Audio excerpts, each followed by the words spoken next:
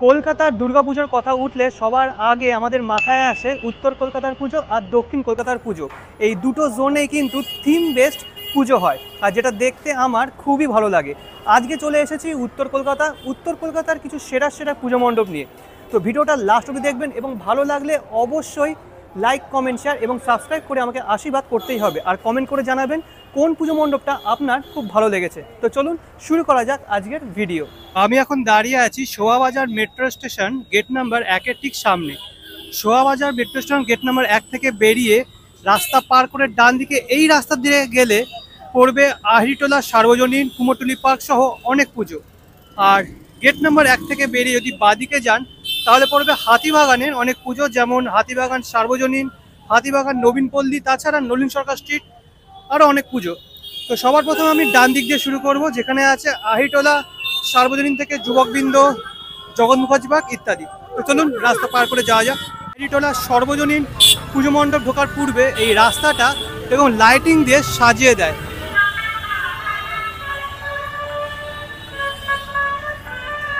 এখন দাঁড়িয়ে আছি আহিরিটোলা সর্বজনীনের পুজো মণ্ডপের একদম সামনে। আগের বছর এরা তৈরি করেছিল সোমনাথ মন্দির, থিম ছিল অবিনশ্বর। আর এবছর তারা 85তম বর্ষে পদার্পণ করলো। এবছরের থিম খেয়াল সেতুর বৈতরণী।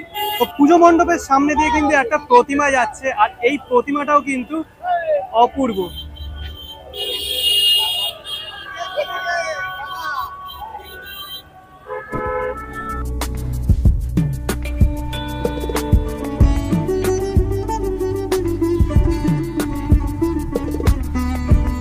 তো আস্তে আস্তে কিন্তু আমি মণ্ডপের ভিতরে প্রবেশ করছি, আর একবার জনসংখ্যাটা দেখুন। আর সামনেই রয়েছে প্যান্ডেল। প্যান্ডেলটা কিন্তু কাঠামো দিয়ে তৈরি, আর প্যান্ডেলের সামনে পুরনো কলকাতার যে জানলা, যে দরজা, সেগুলো রয়েছে। আর জানলাটা দেখছেন সেই খড়খড়ির জানলা। এই প্যান্ডেলের উপরের দিকে অনেক এরকম মডেল মতন তৈরি করা রয়েছে, যেগুলো এক একটা বাজনা বাজাচ্ছে বা ধুনুচি নাচছে, এরকম একটা স্ট্রাকচার তৈরি করা। বলা হয় উত্তর কলকাতার প্রাণকেন্দ্র হলো এই আহিরিটোলা। শিল্পী অনির্বাণ দাসের মতে এই আহিরিটোলাকে কেন্দ্র করেই কলকাতা শহরের পত্তন বা স্থাপন। আহিরিটোলার এই ঘাটেই এসেছিলেন শ্রীরামকৃষ্ণ পরমহংসদেব। এখানেই নগর কীর্তনের সূত্রপাত। জব চার্নক নাকি এখানে প্রায়শই পায়চারি করতেন। এই সেই আহিরিটোলা যেখান থেকে মাটি তুলে কুমোরটুলির শিল্পীরা প্রতিমা নির্মাণ করেন, আবার এই আহিরিটোলাতেই প্রতিমা বিসর্জন হয়। মোট কথা, সেই অতীতের আহিরিটোলাকে বর্তমান আহিরিটোলার সাথে যুক্ত করার মাধ্যমেই তুলে ধরা হয়েছে এবছরের থিম খেয়াল সেতু বৈতরণী।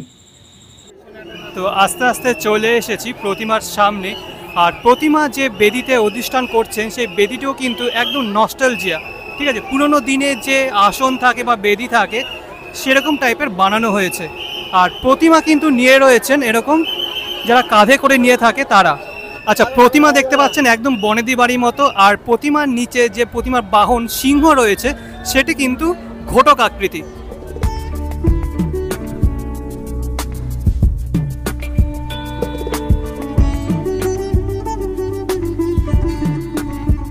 প্রতিমার পাশে এই যে দেওয়ালগুলো তৈরি করা হয়েছে, আমি প্রথমে ভাবলাম সত্যিকারের দেওয়াল, কিন্তু না, এগুলো কিন্তু তৈরি করা হয়েছে এরকম বোর্ডের উপরে এরকম রং করে একটা দেওয়াল, মানে পুরানো দেওয়াল যেরকম হয় সেরকমটা তৈরি করা। আর এখানে দেখতে পাচ্ছেন খড়খড়ির জানলা, ঠিক আছে। আর পিছন দিকে মানে মণ্ডপের পাশে এখানে প্রচুর প্রতিকৃতি তৈরি করা, যেগুলো সম্পূর্ণরূপে তৈরি করা হয়েছে নতুন করে। এই যে বিভিন্ন ছবি আঁকা রয়েছে, মানে একটা পুরনো কলকাতাকে তৈরি করা হয়েছে। আর ওখানে দেখতে পাচ্ছেন রয়েছেন শ্রীরামকৃষ্ণ। আমরা সকলে জানি যে আহিরিটোলা ঘাটে এসেছিলেন শ্রীরামকৃষ্ণ পরমহংসদেব।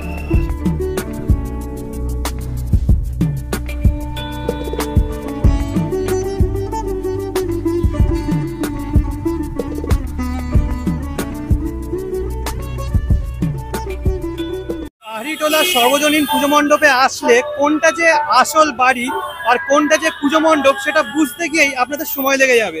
আহিরিটোলা সর্বজনীন থেকে মাত্র 2 মিনিটের হাঁটা পথে আমি চলে এসেছি দ্বিতীয় প্যান্ডেলে, যেটা হলো আহিরিটোলা যুবকবৃন্দ। এবছর 54তম বর্ষে পদার্পণ করলো, আর এবছরের থিম হলো কল্পিত কল্পনায়।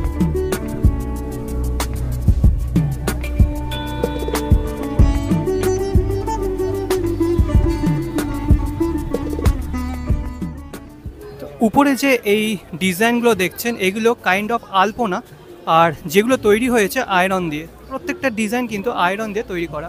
ফাইনালি প্রবেশ করে গেলাম মূল মণ্ডপে। আর মণ্ডপে ঢোকার শুরুতেই প্রথমে এরকম মাটির ভাঁড়ের মধ্যে খুব সুন্দর এরকম কল্পনা বলছি আলপনা করা আছে। আর এই জিনিসটা দেখতে কিন্তু দুর্ধর্ষ লাগলো। বর্তমানে কিন্তু আধুনিকতার যুগে এই সব শিল্প প্রায় হারিয়েই যাচ্ছে। এক একটা ছবি আঁকা রয়েছে, এখানে যেমন একটা পাখির ছবি, তেমনি এখানেও পাখির ছবি, এখানে মাছের ছবি, তার সাথে বিভিন্ন রকম প্রতিকৃতি তৈরি করা।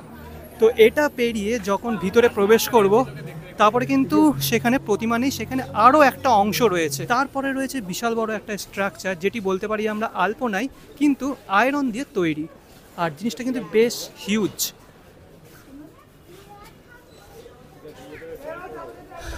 মণ্ডপটা কিন্তু অ্যাকচুয়ালি বিশাল বড় করেছে, পুরোটাই কিন্তু টিনের তৈরি, টিনের উপর এরকম আলপনা আঁকা হয়েছে। আর আলপনাটা কিন্তু মেটাল দিয়ে তৈরি, বারবার আমি আপনাদের বলছি। তো এবার চলুন প্রবেশ করা যাক প্রতিমার কাছে।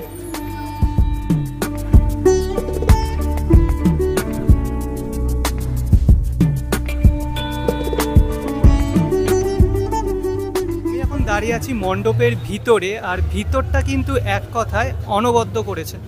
মণ্ডপের উপরে যদি তাকান তাহলে দেখবেন লোহার একটা স্ট্রাকচার তৈরি করা হয়েছে, আর সেখানে অনবদ্য একটা লাইট দেওয়া হয়েছে, একদম অল্প লাইট। আর মণ্ডপের চারিপাশে রয়েছে মেটালের এরকম নকশা, আলপনা বলতে পারেন।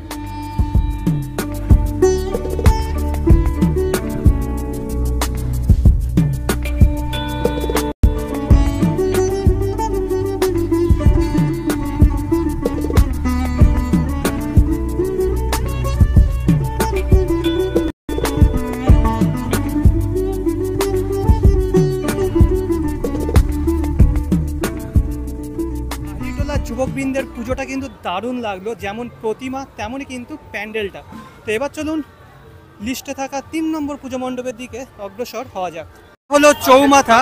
একটু আগে আমি সোজা গিয়েছিলাম, সোজা পড়েছিল আহেরিটোলা সর্বজনীন আর আহেরিটোলা যুবকবৃন্দ।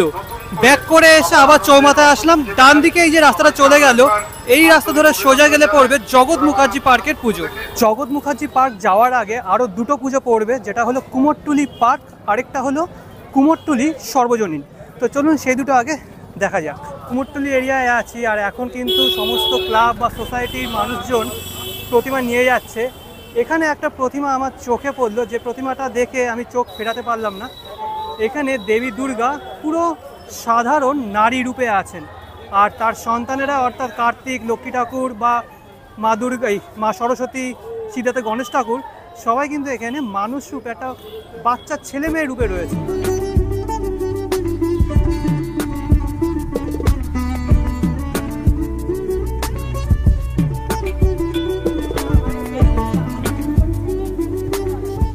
কুমোরটুলি পার্ক এবছর 32তম বর্ষে পদার্পণ করলো, আর এবছর তাদের উপস্থাপনা 1 নম্বর গাস্টিন প্লেস।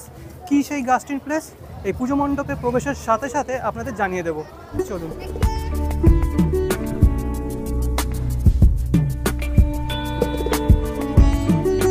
তো মণ্ডপের ফ্রন্টটা একটা রেডিওর মতো তৈরি করেছে, একটা রেডিওর আকৃতি।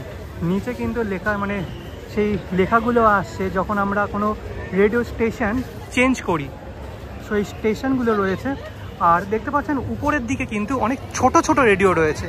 বড় রেডিওর মধ্যে একটা, মানে অনেকগুলো ছোট ছোট রেডিও। এই যে রেডিওর পাশ দিয়ে আমাদের প্রবেশ করতে হবে। 32তম বর্ষে কুমোরটুলি পার্ক সার্বজনীনের এবছরের উপস্থাপনা 1 নম্বর গাস্টিন প্লেস। শিল্পী বিশ্বনাথদের ভাবনা অনুসারে শ্রী বাণী কুমার, শ্রী পঙ্কজ কুমার মল্লিক ও শ্রী বীরেন্দ্র কৃষ্ণ ভদ্র এই ট্রায়োর প্রতি শ্রদ্ধাঞ্জলি জানাতে ও তাদের গান ও ভাবনা এই সমস্ত নিয়ে এবছরের থিম, যাতে দর্শক সেই 1931 সালের পুরানো মহিষাসুর মর্দিনীর আবেগটাকে ফিরে পেতে পারে। এবার বিষয় হলো থিমের নাম 1 নম্বর গাস্টিন প্লেস কেন। টাউন হলের নির্মাতা জন গাস্টিন হলেন এই গাস্টিন প্লেসের নির্মাতা। 1932 সালের শারদীয় উৎসবের সূচনায় মহাষষ্ঠীর সকালে যে প্রত্যুষ প্রোগ্রামের সম্প্রচার হয়, তা হয়েছিল পঙ্কজ কুমার মল্লিকের পরিচালনায়, বীরেন্দ্র কৃষ্ণ ভদ্রের স্ত্রোতপাঠে এবং বাণী কুমারের রচনায়। সেই অনুষ্ঠানটি পরবর্তীকালে মহিষাসুর মর্দিনী নামে খ্যাত হয় ও পরে মহালয়া তিথিতে সেই অনুষ্ঠানটি প্রতি বছর সম্প্রচার হয়। এর সব কিছুর আঁতুড়ঘর ছিল এই 1 নম্বর গাস্টিন প্লেস। তাহলে বুঝতে পারছেন কেন এই থিমের নাম 1 নম্বর গাস্টিন প্লেস।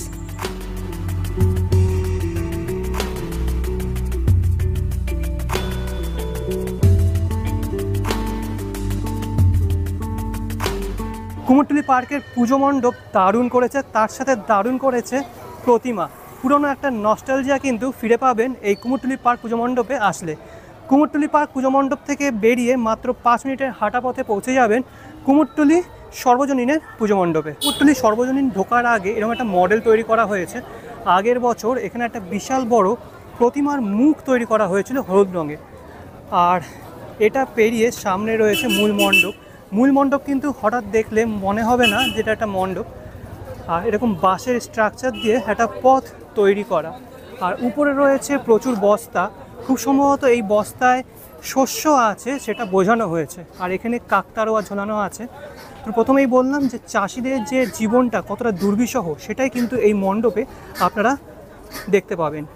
আমাদের যে খাবার জোগায়, যে শস্য জোগায়, তারা কি আদেও খাবারটা পায় বা শস্যের ন্যায্য দামটা পায়, সেটাই কিন্তু এই মণ্ডপে ফুটে উঠেছে। মণ্ডপের গায়ে দেখতে পাচ্ছেন এরকম বিচুলি দেওয়া রয়েছে, আর তার সাথে পিছন দিকে রয়েছে মাটি। আর গায়ে খুব সম্ভবত পোড়া রুটি তৈরি করা হয়েছে, বা পোড়া রুটির যে মডেল সেটি দিয়ে সাজানো হয়েছে। আর এখানে আপনি যদি মণ্ডপটা যদি ঠিক করে দেখেন, মানে যেখানে প্রতিমা রয়েছে সেটি কিন্তু একটা ধানের গোলার মতন তৈরি করা হয়েছে। ধানের গোলার মধ্যেই প্রতিমা দেখতে পাবেন। এটাই বোঝানো হয়েছে যে মা দুর্গাই সমস্ত ধানের যোগান দিচ্ছে। কুমোরটুলি সর্বজনীনের যে প্রতিমা সেটি কিন্তু একেবারে ডিফারেন্ট। দেখতে পাচ্ছেন মা দুর্গা এখানে একজন চাষি মতন করে রয়েছেন, আর মায়ের চারিপাশ দিয়ে এরকম অসংখ্য হাত বেরিয়েছে, হাত আর পা।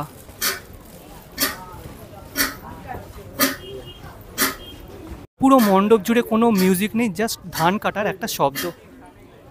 এখানে দেখতে পাচ্ছেন মা দুর্গা হাতের নিয়ে রেখেছে ধান, আর মা দুর্গার পায়ের নিচে তার সন্তানরা রয়েছে, অর্থাৎ কার্তিক ঠাকুর, লক্ষ্মী ঠাকুর। এগুলো কিন্তু এরকম বাচ্চার মতন রয়েছে, ঠিক আছে, খাবার খাচ্ছে, সেরকম একটা দৃশ্য ফুটিয়ে তোলা হয়েছে।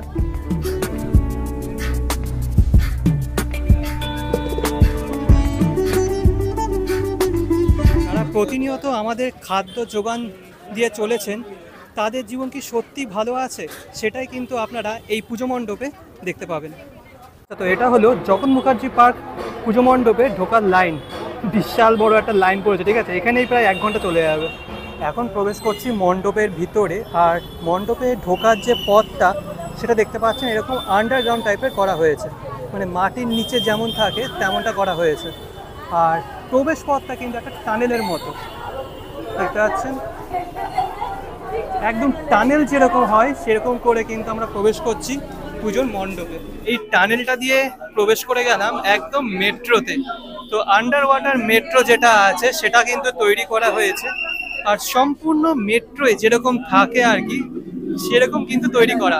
দেখতে পাচ্ছেন সিট থেকে শুরু করে পাশে জানলা, দরজা সবকিছু, এমনকি মেট্রোয় যে স্টেশনের নামগুলো লেখা থাকে সেগুলো তৈরি করা। আর এমনকি ভাইব্রেট হচ্ছে পায়ের নিচে, ঠিক আছে, পুরো ভাইব্রেট হচ্ছে। আর জানলাগুলোতে এরকম নীল রং দেওয়া হয়েছে, দেখে মনে হচ্ছে যেন ট্রেনটা চলছে।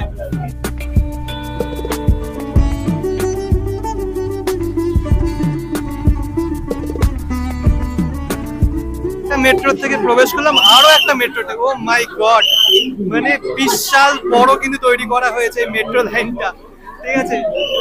আর দুর্ধর্ষ লাগছে, মানে ভাইব্রেট হচ্ছে রীতিমতো।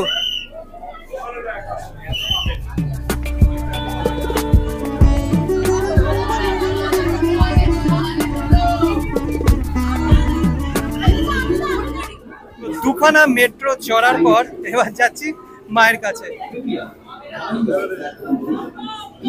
ও আচ্ছা, না না এখনো আসেনি, এবার প্ল্যাটফর্মে আসলাম, মেট্রো থেকে নামছি হাওড়া ময়দান প্ল্যাটফর্মে।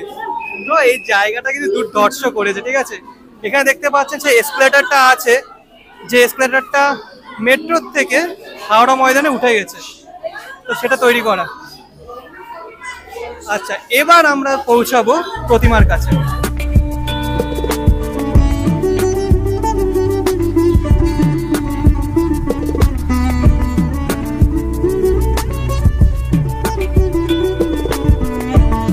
প্রতিমা কিন্তু এখানে আকারটা বেশ বড় করা হয়েছে, আর মুখশ্রীটা খুবই সুন্দর। প্রতিমার পিছন দিকে একটা নীল রঙের লাইট দেওয়া হয়েছে, সেটা আরো বেশি সুন্দর লাগছে। আর প্রতিমার নিচে রয়েছেন তার সন্তানেরা, যারা প্রতিমার দিকে মুখ করে আছেন। তো মা কিন্তু এখানে পুরো জলের উপরে রয়েছে, ঠিক আছে। মায়ের নিচে রয়েছে একটা পদ্মফুল, পদ্মফুল, আর তার নিচে রয়েছে একটা কুমির।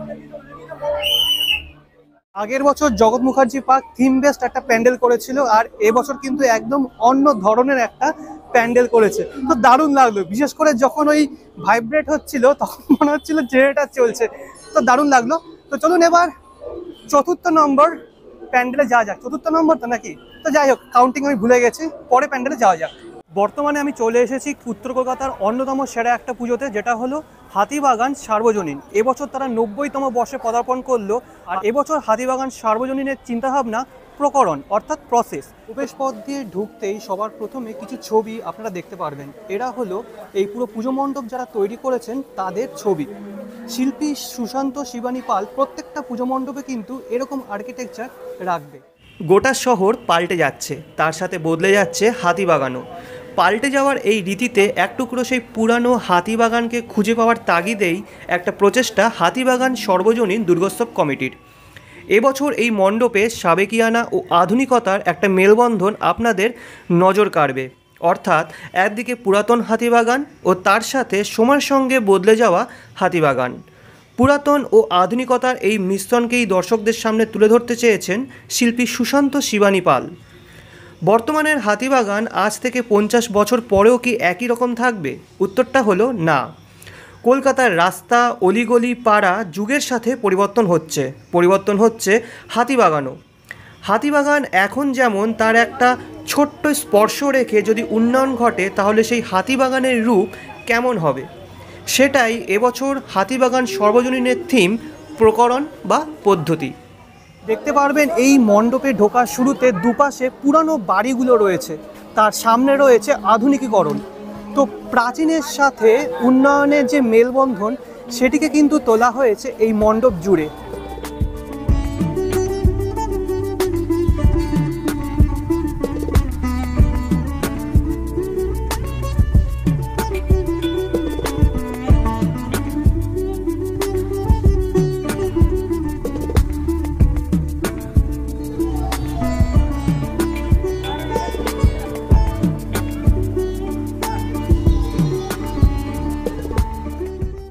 সুশান্ত পালের প্রত্যেকটা কাজে একটা ডার্ক ব্যাপারটা থাকে, এই মণ্ডপটাও তার ব্যতিক্রম নয়। মণ্ডপটা কি ভালো লেগেছে কিনা কমেন্ট বক্সে কমেন্ট করে জানাবেন। উত্তর কলকাতার হাতিবাগান অঞ্চলে অনেকগুলো পুজো হয়ে থাকে, তেমনই একটা পুজো হলো হাতিবাগান নবীনপল্লীর পুজো। আগের বছর এরা তৈরি করেছিল আবোল তাবোল পাড়া, গোটা পাড়াটাকেই রূপান্তর করেছিল একটা পুজো মণ্ডপে। এবছরও তারা একটা নতুন কিছু তৈরি করেছে থিয়েটার পাড়া। রয়েছে নবীনপল্লীর একটা পোস্টার, এবারে থিম হলো থিয়েটার পাড়া। যেমনটা আগেই বললাম, আগের বছর ছিল আবোল তাবোল পাড়া, এবার থিয়েটার পাড়া।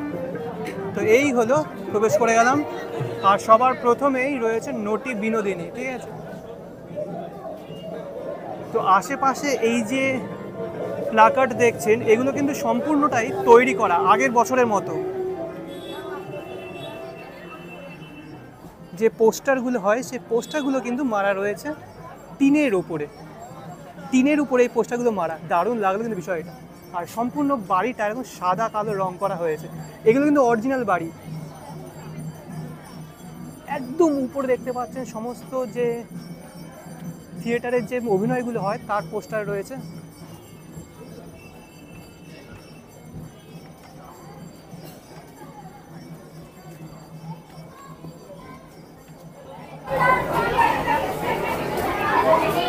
এই যে সরু প্যাসেজ রয়েছে, প্যাসেজের চারিপাশে এরকম নানান ছবি রয়েছে। রবি ঘোষ থেকে শুরু করে যারা থিয়েটার করতেন তাদের ছবি এখানে রাখা আছে। বর্তমান ওটিটি, নেটফ্লিক্স বা মাল্টিপ্লেক্সের যুগে থিয়েটার কালচার প্রায় হারিয়ে যাচ্ছে বলা ভুল হবে, হারিয়ে গেছে। থিয়েটার কালচারকে আবার ফিরে পেতে আপনাকে আসতে হবে এই হাতিবাগান নবীনপল্লী পুজো মণ্ডপে।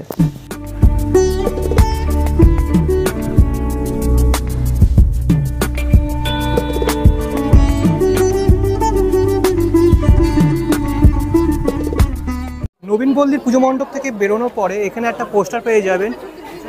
ডান দিকে গেলে শিকদার বাগান আর বাদিকে গেলে নলিন সরকার স্ট্রিট। তো শিকদার বাগানটা আগে দেখব। বর্তমানে আমি আছি শিকদার বাগানের পুজো মণ্ডপের একদম সামনে। এবছর শিকদার বাগান 112তম বর্ষে পদার্পণ করলো, আর এবছরে তাদের উপস্থাপনা মানবতার উৎসব। অ্যাকচুয়ালি এখানে বোঝাতে চেয়েছে যে বর্ডার যদি না থাকতো তাহলে সমস্ত মানুষরা একত্রিত হয়ে একটা উৎসব করত। সেই নিয়েই এবছরের মণ্ডপের চিন্তাভাবনা মানবতার উৎসব। ঢোকার শুরুতেই দেখতে পাচ্ছেন এরকম একটা বর্ডার তৈরি করা হয়েছে যেখানে কাঁটা তার দেওয়া হয়েছে। তো এই কাঁটা তারের ওপারে যারা আছে আর এপারে যারা আছে তারা কিন্তু একত্রিত হতো যদি এই বর্ডার না থাকতো। আর বলতে বলতে চলে এসেছি মণ্ডপের একদম সামনে। তো এই মণ্ডপে যা যা জিনিস দেখবেন সব কিছুই কিন্তু কাঁটা তার দিয়ে তৈরি। এ পাশে দেখতে পাচ্ছেন প্রজাপতি তৈরি হয়েছে, প্রজাপতিটাও কিন্তু এরকম কাঁটা তার দিয়ে তৈরি করা হয়েছে। আর উপর দিকে খুব সুন্দর একটা এরকম স্ট্রাকচার মতো তৈরি করা, যেটি কাঁচ দিয়ে নির্মাণ। আর এপাশে অনেক কিছু লেখা রয়েছে। তো পুরো এই প্যাসেজটা কিন্তু অনেকটা লেন্দি আর খুব সুন্দর করে সাজানো।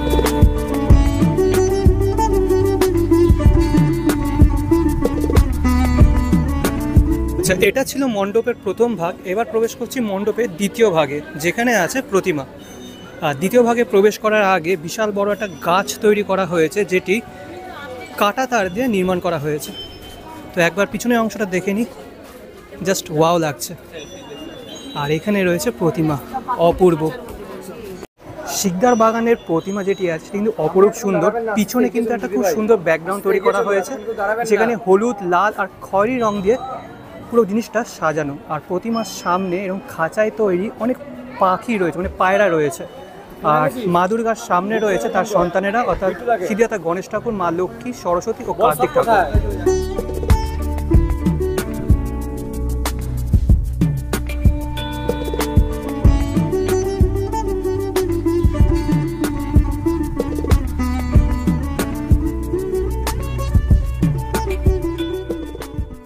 আমি এখন দাঁড়িয়ে আছি নলিন সরকার স্ট্রিট পুজো মণ্ডপের একদম সামনে। এবছর তারা 92তম বর্ষে পদার্পণ করলো। আর এবছর তাদের চিন্তাভাবনা শহরনামা। আর এই শহরনামা কাদের নিয়ে সেটা আপনারা জানলে বিস্মিত হবেন। এটা হলো এদের মূল মণ্ডপ। মূল মণ্ডপে প্রবেশের আগে এদের থিমটা সম্পর্কে লেখা আছে। কলকাতার এই পুজোগুলোর একটা জিনিস আমার খুব ভালো লাগে, যে মণ্ডপে ঢোকার আগে এদের থিম সম্পর্কে জানানো হয়। তো থিম আমি নিজেই বলে দেব, আপাতত আর দেখার দরকার নেই। আর মণ্ডপে প্রবেশের আগে এরকম একটা বড় হাই রোড তৈরি করা হয়েছে। ঢোকার শুরুতে দেখতে পাচ্ছেন একটা এরকম হাই রোড রয়েছে। আর এই হাই রোডটা খুবই পরিষ্কার পরিচ্ছন্ন। এই হাই রোড কাদের জন্য পরিষ্কার পরিচ্ছন্ন থাকে?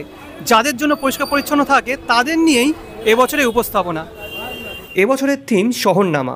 শহরনামার মাধ্যমে ফুটিয়ে তোলা হয়েছে সেই সব মানুষদের কথা যাদের জন্য আমাদের পারিপার্শ্বিক পরিবেশ পরিষ্কার থাকে, যারা রাস্তা পরিষ্কার করেন, যারা কাগজ কোড়ায় বা যারা প্লাস্টিকের বোতল কোড়ায়, তাদের নিয়েই এবছরের থিম। রাস্তাঘাটে প্রতিনিয়ত তারা আমাদের পাশেই কাজ করে, কিন্তু তাদের জীবন কতটা দুর্বিষহ বা কষ্টে তা আমাদের অনেকেরই অজানা। সমগ্র পুজো মণ্ডপটা তৈরি করা হয়েছে সেই সব মানুষদের কলোনি নিয়ে। সেই কলোনির উৎসবের আমরা সাক্ষী হব এই নলিন সরকার স্ট্রিটের পুজো মণ্ডপে। তো উপরের দিকে একটা ঘর দেখতে পাচ্ছেন, এই ঘরটায় একটা টিভিও চলছে। এটি কিন্তু সম্পূর্ণ তৈরি করা, এটা কারোর ঘর নয়। আশেপাশে যে সমস্ত ঘর বাড়ি দেখছেন এগুলো কিন্তু সম্পূর্ণটাই তৈরি করা হয়েছে। এখানে মা দুর্গার প্রতিমা দেখবেন একটু অন্যরকম, অনেকটা শেরাওয়ালি মায়ের মতো। অ্যাকচুয়ালি যারা আমাদের এই রাস্তাঘাট পরিষ্কার করেন তারা কিন্তু বেশিরভাগই নন বেঙ্গলি, আর তাদের প্রতিমা বলতে শেরাওয়ালিকেই তারা পুজো করেন। তো তার সাথে সামঞ্জস্য রেখেই মা দুর্গার প্রতিমা নির্মাণ করা হয়েছে।